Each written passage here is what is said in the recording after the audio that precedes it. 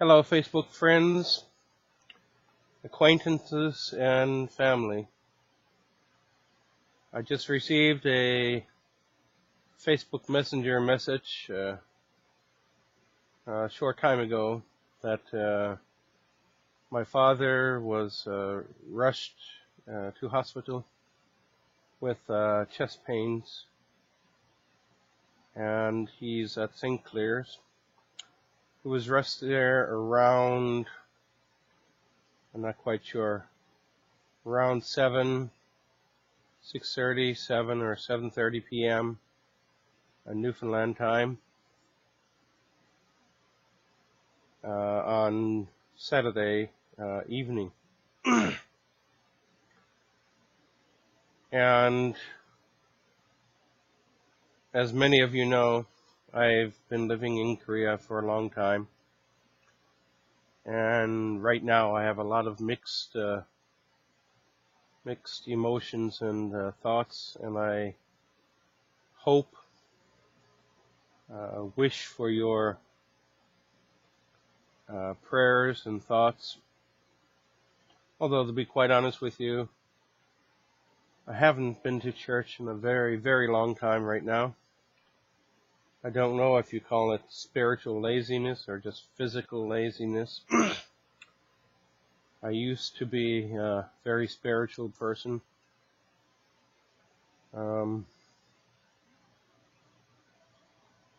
As an old song goes, whatever will be, will be. As you know. Of course, I wish for the best for my father.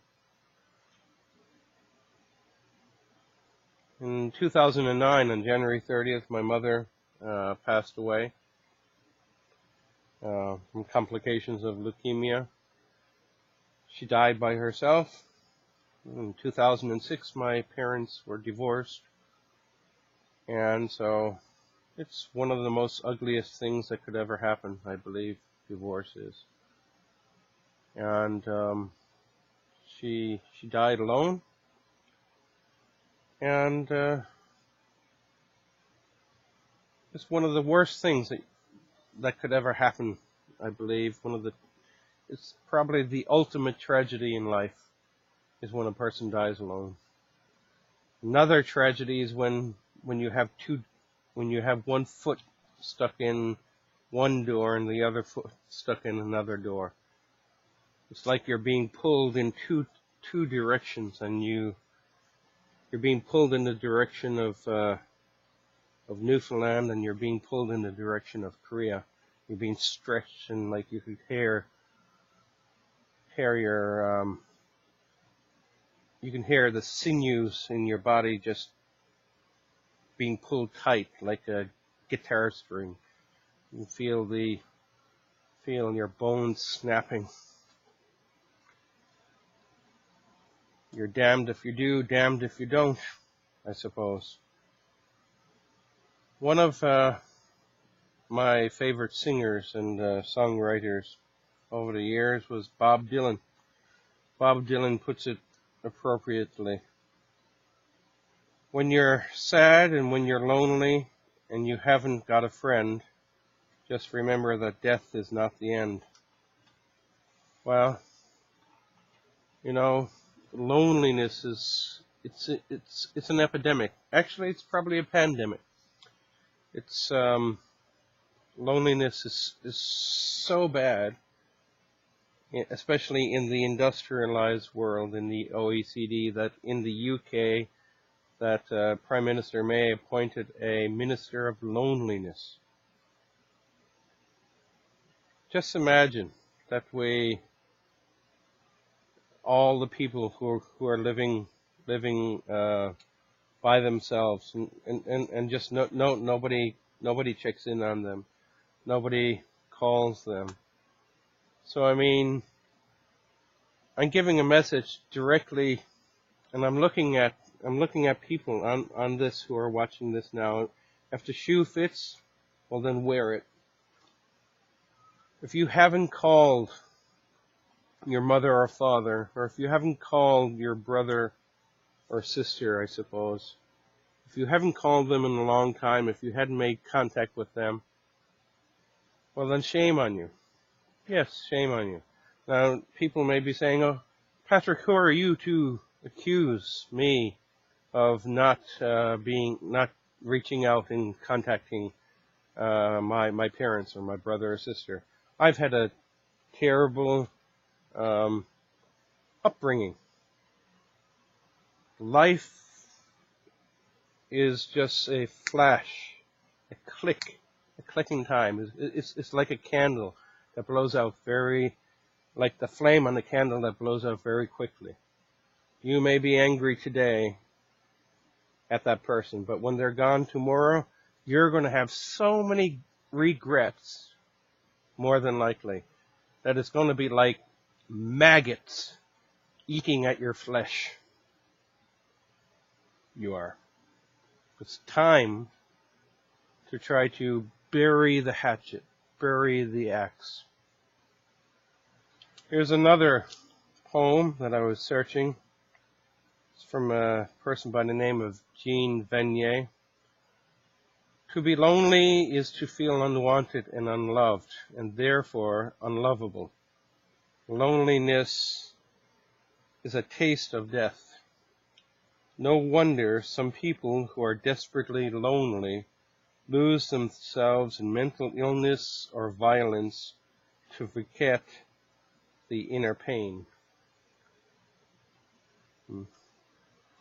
Loneliness, anxiety, and depression, they are pandemics that are sweeping the world. Recently, Mr. Bourdain committed suicide. And the pressure of his success, or maybe in his eyes, a lack of his success, probably drove him to it. And what's even worse, that makes me ashamed to call myself a Newfoundlander, is how the little pussies, the little crybabies, oh, don't call me a Newfie, that's degrading. That, if somebody calls me a Newfie, that means that I'm stupid. Well, my message to those of you who feel like that, grow up. Grow up. What a bunch of snowflakes you are. Grow the hell up and get a friggin' life, for God's sake.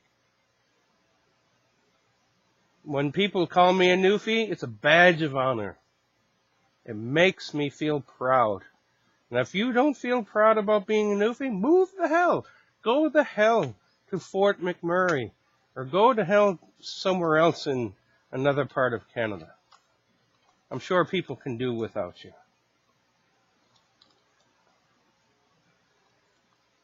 Anyway, back to what I was saying about loneliness. Here's another poem that I came across from a person by the name of John Mark Green, a avid poet on Tumblr and Facebook. It's called A Quiet Death. Biting your tongue so words don't slip out. The taste of copper sharpen your mouth. Penny for your thoughts, the saying goes, but they could never afford the words buried below. Sentenced to silence, laid in unmarked graves, as you're slowly murdered by the things you don't say. Sorry. The what ifs. What if I did this? What if I did that? I shouldn't have done this. I shouldn't have done that. Regrets, regrets, regrets, regrets. We have so many regrets that roll off our tongues. But they roll off our tongues. Just imagine you're at the end of your life and you have so many regrets. You're lying on your deathbed. just imagine the regrets that you have. Maybe another great tragedy in life is having lived a life and then on your deathbed having so many regrets, a life that wasn't lived. Another thing that has been on my mind is when people pass away, we go through the ceremonies, the rituals of funerals, of visiting funeral homes to pay our last respects. Just think about it. Sometimes in families, there are brothers and sisters who haven't spoken to each other for years and years and years. There could be mothers and fathers that haven't spoken to children for years and years and years. Then somebody passes away. Lo and behold, you see the people coming out of the woodworks to pay their last respects. Who are they paying their last respects to? Their lost brother or sister, mother or father? Actually, they are going there not for the ritual, not for their lost one, but they are going there for themselves. My message to people, if somebody in your family or a friend, say an ex-friend, passes away and you haven't seen or spoken to them in years, what gives you the right to go to their funeral? It is the epitome of hypocrisy, of being the ultimate hypocrite. And another message I have is to people. Of course, these days cremation is very popular, and I don't knock people about cremation. It's much cheaper, I suppose, than a traditional funeral as it goes. But the two-facedness of people when, let's say, a loved one passes away, a mother or father, they have them cremated, and then they don't lay them to rest in a cemetery. They might have been Catholic, they might have been Anglican, or whatever the case may be, some denomination. They might not have been the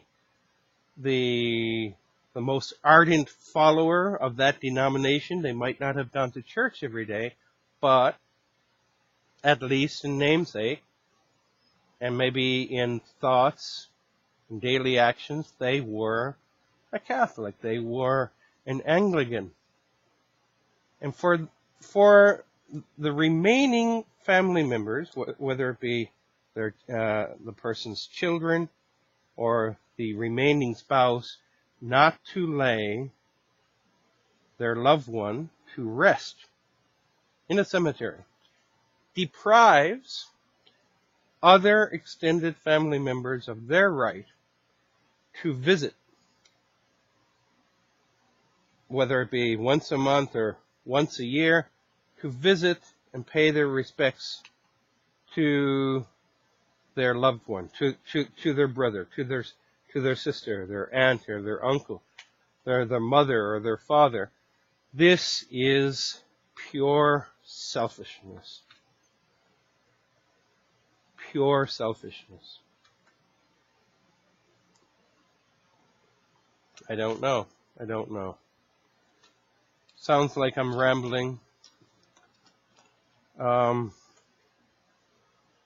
Please, if you have a chance, please visit my father.